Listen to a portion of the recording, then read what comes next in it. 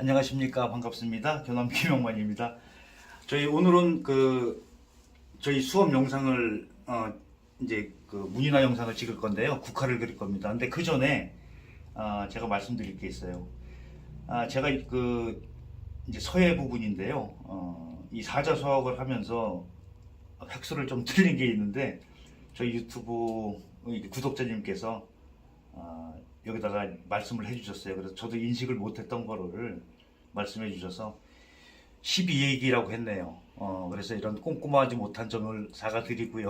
다음에는 그런 일 없도록 하겠습니다. 일단 그리고 자 이제 그림은 이제 시작을 하겠습니다. 국화를 하는데요. 가을이니까 자 우선 조목법부터 하셔야 돼요.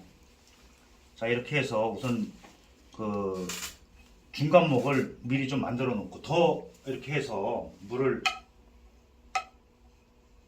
좀 양을 좀 많이 하고 먹물로 중간목을 미리 만들어 놓고 하시는 것도 요령입니다. 제 영상 보신 분들은 이제 금세 이해하실 거예요. 자 그리고 이제 앞지에서 이렇게 목을 제거를 하고 그 다음에 가장 진한 걸로 찍습니다. 오늘은 좀 몇 개 그릴게요. 이제 구도를 잡아서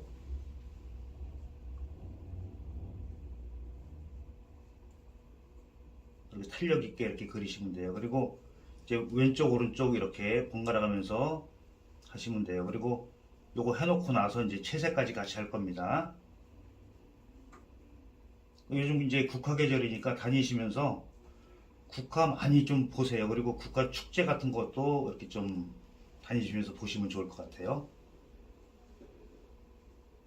자, 보통 이제 문이나는 심화라고 그래서 물론 사실적인 느낌도 있지만은 너무 사실화해서 그리지 않으셔도 됩니다. 좀 큰 거 이렇게 하나 해놓고요. 그리고 이제 반쯤 이렇게 들어가는 게 있어요. 이쪽에다가 한번 해볼게요.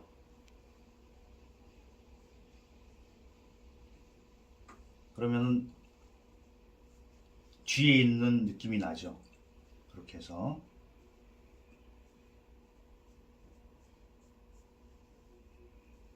항상 왼쪽 오른쪽 이렇게 번갈아가면서 하시면은 어느 정도 이제 여기다 이제 색칠하면은 더 확실하게 보여요. 자 이쪽에 하나 더 할까요?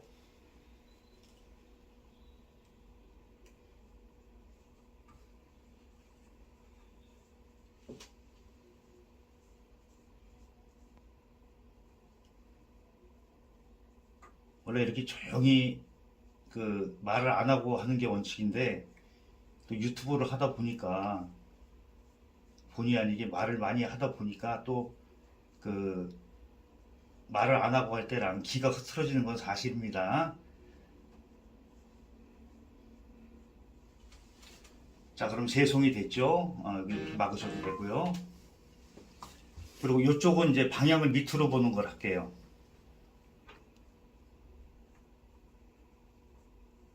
자, 여러분들은 이렇게 하시다가 안 되면 방향을 종이를 뒤집어서 하셔도 됩니다. 꼭 이렇게 정상적으로 놓고 안 하셔도 괜찮아요.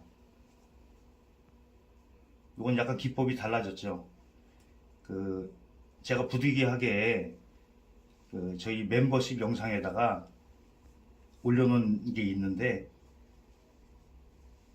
그거는 조금 이제 기술이 고급 기술이라고 보시면 돼요.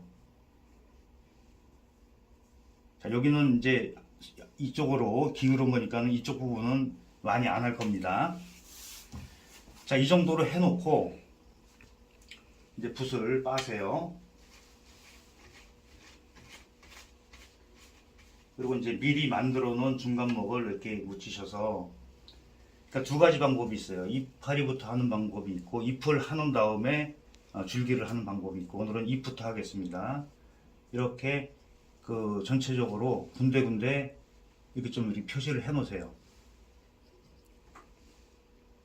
이제 기법은 또 작가마다 다르고 또 시대마다 또 달라질 수도 있어요. 유행이라는 것도 있고.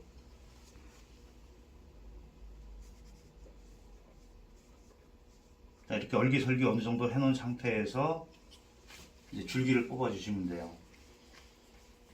보통 이제 그 세 송이 한 송이 이렇게 떨어져 놨잖아요. 이럴 때는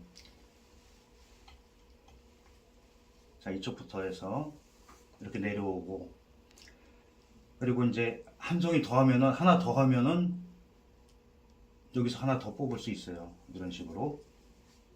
그리고 여기서 늘어진 걸 이렇게 올 수 있고요. 나머지는 사실 안 보이지만 일로 들어간 거라 보시면 돼요. 이렇게.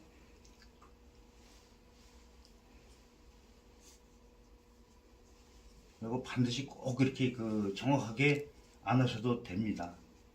그리고 이렇게 그 이파리 위로 올라오는 건 약간 그 진한 걸로 하시면 더 좋아요. 이 그 줄기를 가리면서 또 그런 효과를 볼 수가 있습니다.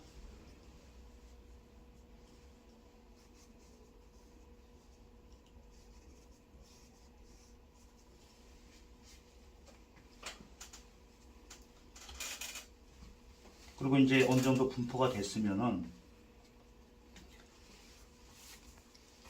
보통 그 이렇게 자연스럽게 그 국화는 꼿꼿이 설 수가 없어요. 어떤 그 지지대가 필요하니까 이제 보통 이제 매화까지 배우신 분들은 가지를 여기다가 넣어서 표현할 수도 있어요. 자, 이쪽에서부터 한번 해볼까요? 자, 이렇게 해서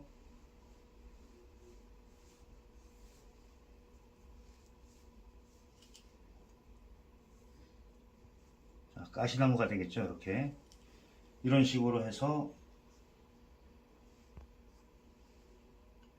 가볍게 표시를 해주시면 돼요.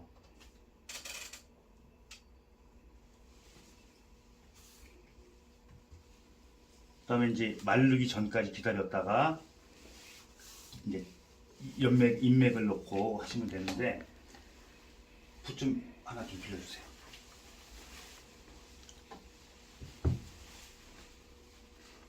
이제 보통 이제 국화는 이제 황국을 많이 하잖아요. 이것도 원색만 다 쓰지 마시고 살짝 색을 죽여서 하시는 것도 좋습니다. 그러니까 너무 그 원색을 다 쓰게 되면은 야하다 그러죠. 좀 날른다 이런 느낌이 나니까 한 번 더 살짝 먹을 타서 죽인 상태에서 하시는 것도 요령이라고 봅니다. 여러분들 하실 때는 다 마른 다음에 하세요. 그리고 이것도 기법마다 다르지만은 저 같은 경우는 이렇게 반 정도만 이렇게 칠해요. 반 정도만 다 칠하지 마시고, 다 칠하게 되면은 조금 그 격이 좀 뭐라 그래야 되나, 좀 떨어진다. 이제 작가마다 의견이 다르니까. 그리고 이제 꼼꼼하게 또 한 붓으로 하게 되면은 나중에 마르게 되면은 처음에 많이 묻었던 부분이랑 물감도 빠지면서 이렇게 그 좀 덜 묻게 되는 부분이 생기죠. 그래서 이제 그 명암의 차이도 여기서 날 수가 있어요. 가운데 같은 경우는 좀 이렇게 진하게 해주시고 나머지는 다 이렇게 이런 형식으로 그냥 이렇게 척척 이렇게. 이거 자체도 바른다는 의미가 아니고 이렇게 터치하듯이 해주시면 좋아요. 가운데는 좀 더 이렇게 그냥 뭉개셔도 돼요. 기법이기 때문에. 자, 요 정도로만. 그러면 이 흰 부분이 나오면은 훨씬 더 그 좀 여유 그런 것도 보일 수가 있어요.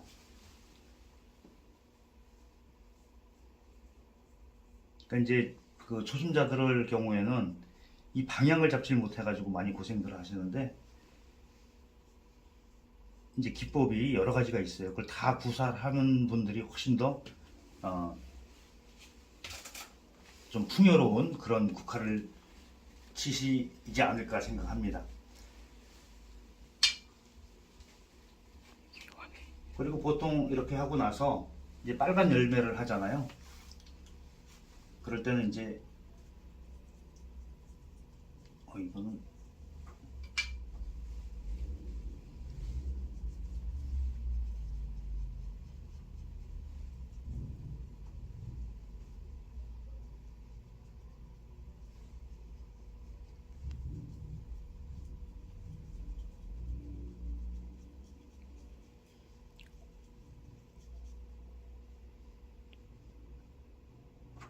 얘가 연지죠?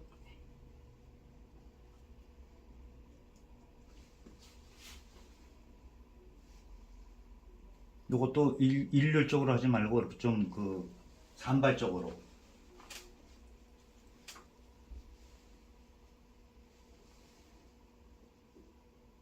두 개, 세 개 이런 식으로 중간중간에 이렇게 해 놓으시면은 얘가 이제 포인트가 되죠.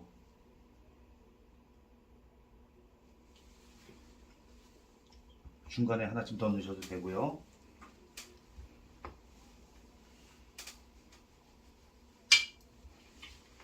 이제 그러면 이렇게 채색하고 나서 이렇게 하다 보면은 이제 잎이 거의 이제 말라갈 즈음이 될 거예요.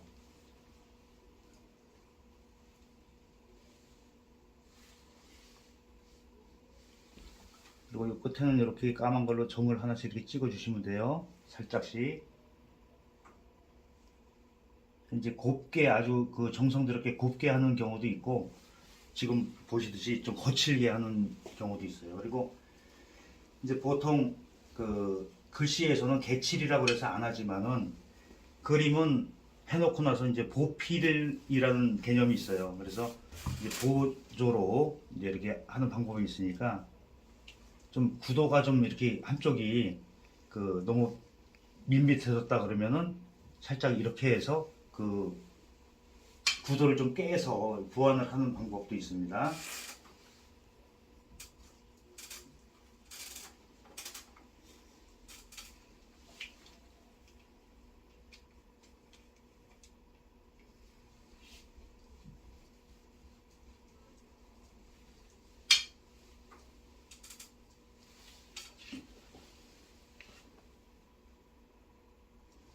그리고 이제 나무 같은 경우는 이렇게 태점을 찍어 주셔도 돼요.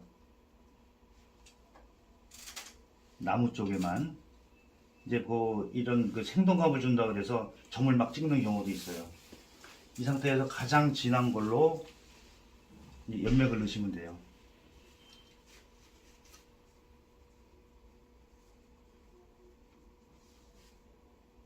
그리고 이제 진한 부분이라 그래서 연맥 안 넣으시면 나중에 안 됩니다.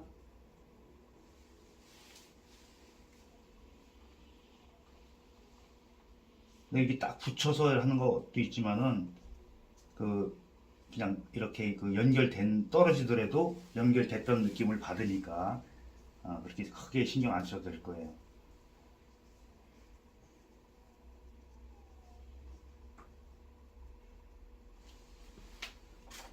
자, 이렇게 하고 나서 약간 중간목으로 이제 단목이 되겠죠. 이제 이파리를 넣을 수 없는 경우가 생길 수도 있어요. 이럴 경우에 이런 데다가 이렇게 점으로 이렇게 찍어서 이렇게 해주시면은 이런 부분까지 다 이게 공간으로 다 인식을 해서 그 공간 보완이 됩니다. 그런 식으로 여기도 이렇게 찍을 수도 있어요. 이렇게 그러면 생동감이 생긴다 그래. 이런 식으로 해서 완성을 하시면 돼요. 이거는 전체적인 그 작품 구성이라기보다도 꽃을 어떻게 배치하느냐, 그리고 이제 작품을 하시게 되면은 정확하게 그 사이즈를 만들어서 낙관설 부분까지 여백까지 생각해서 완성하시면 될 거예요. 자, 이제 여기서 마치겠습니다. 수고하셨습니다. 네.